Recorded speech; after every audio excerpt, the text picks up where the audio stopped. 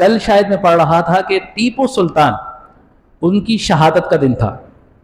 وہ ٹیپو سلطان جو پورے ہندوستان اور آس پاس کے علاقے میں جو ہے سلطنت چلاتے تھے, اور کتنا جو ہے بہادر شخص تھا, اس کو کس طرح سازش کا نشانہ بنایا. کس نے بنایا؟ اس کے اپنے وزراء نے بنایا. میر صادق, میر جعفر نے بنایا نا.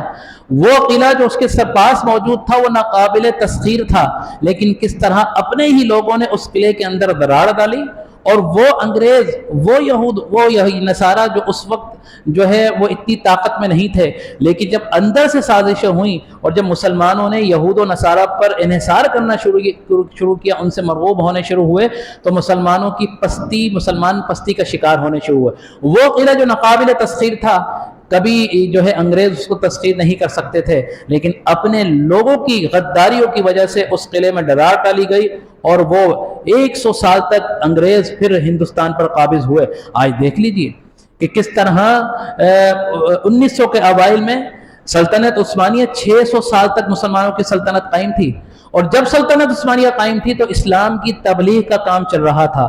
مسلمان اپنے قول اور فعل سے اسلام کی تبلیغ کر رہے تھے, لوگ جوک در جوک مسلمان ہو رہے تھے, لیکن کس طرح سازش کی گئی کہ اپنے ہی لوگوں کو انگریزوں نے خریدا, ان لوگوں کو جو ہے اپنا وفادار بنا کے, اور کس طرح ان کی سلطنت کو گرایا گیا. اور آج دیکھ لیجیے جب سے سلطنت عثمانیہ گری ہے, مسلمان کیا ہے؟ مسلمان آپس میں دست و گریباں ہیں. کس طرح سازش کی گئی. جب یہ بات بولی جاتی ہے, کہی جاتی ہے کہ یہ جو آپ کے درمیان فرقہ واریت جو بوئی گئی ہے, یہ مسلمان بہت سیدھا سادہ ہے, یہ سمجھتا نہیں ہے. یہ سب یہود و نصارہ کی سازشیں ہیں, سب یہود و نصارہ کی سازشیں ہیں.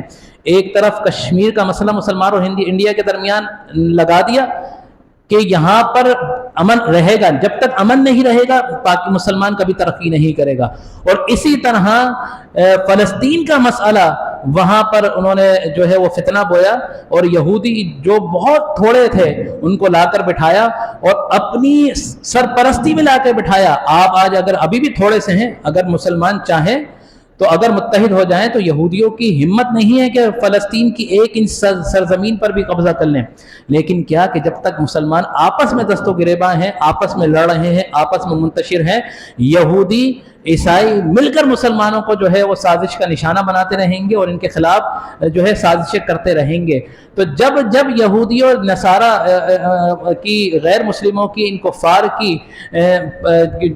مدد ہم نے لینی چاہیے, ان کی باتوں میں آئے, جب آپ دیکھیے کہ مسلمان آپس میں لڑتے رہے, کبھی متحد نہیں ہوئے, اور جب مسلمانوں نے ان لوگوں سے اپنے آپ کو دور کیا اور آپس میں متحد ہوئے تو کبھی ان کی ہمت نہیں ہوگی کہ یہ آپ کے خلاف آ کر کوئی سازش کر سکے. تو آج بھی اس بات کی ضرورت ہے کہ جو آپس کے جو تفرقہ بازیاں ہیں, یہ چھوٹی چھوٹی سی جو ہے انہوں نے اس طرح ڈال دی کہ آج کا مولوی بیٹھ کر ممبر پر صرف یہی بات کر رہا ہوتا ہے کہ فلانا شرک کر رہا ہے, فلانا جو ہے بدعت کر رہا ہے, وہ طبقہ صحیح نہیں ہے, وہ طبقہ صحیح نہیں ہے. تو آپ خود اندازہ لگائیے کہ ان باتوں سے ہم آپس میں الجھ نہیں گئے, کیا اس سے دین کی تبلیغ ہو رہی ہے, نہیں ہو رہی؟ تو یہ بڑی نازک ترین باریک ترین سازش تھی جو کفار نے, یہود و نصارہ نے آپ کے درمیان ڈالی ہے. آج بھی بیدار ہونے کا وقت ہے. اگر مسلمان بیدار ہو جائیں اور ان سازشوں کو, اور وہ لوگ جو ہمارے مسلمان اسلام کے بھیس میں ان لوگوں کے غلام بن کر قابض ہوئے ہیں اور سادہ لوگ مسلمانوں کو بے وقوف بنا رہے ہیں, اگر ان لوگوں کی بے وقوف سے آج جو ہے سازشوں سے مسلمان نکل آئے تو یہ تفرقہ بازیاں نہیں ہوں گی. دیکھیں قومیت پرستی, یہ سندھی ہے, وہ مہاجر ہے, وہ پنجابی ہے, یہ پٹھان ہے, وہ بلوچی ہے.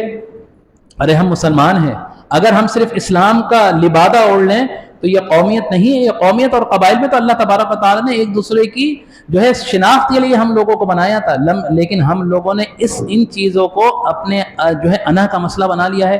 اگر آج ہم مسلمان بن جائیں تو یقین جانیے نہ کوئی پنجابی ہوگا, نہ کوئی سندھی ہوگا, نہ کوئی بلوچی ہوگا, نہ کوئی پٹھان ہوگا, فقط مسلمان ہوں گے. اور یہ یہود و نصارہ اس وقت تک آپ لوگوں کو جو ہے, ہم جب تک بیدار نہیں ہوں گے, جب تک ہم لوگوں کو متحد نہیں ہونے دیں گے, تو فقط اس مسلمان بنیے, اسلام کا پرچار کیے. جب آپ مسلمان بن جائیں گے تو کوئی بھی آپ پر کسی قسم کی کوئی سازش نہیں کر سکے گا.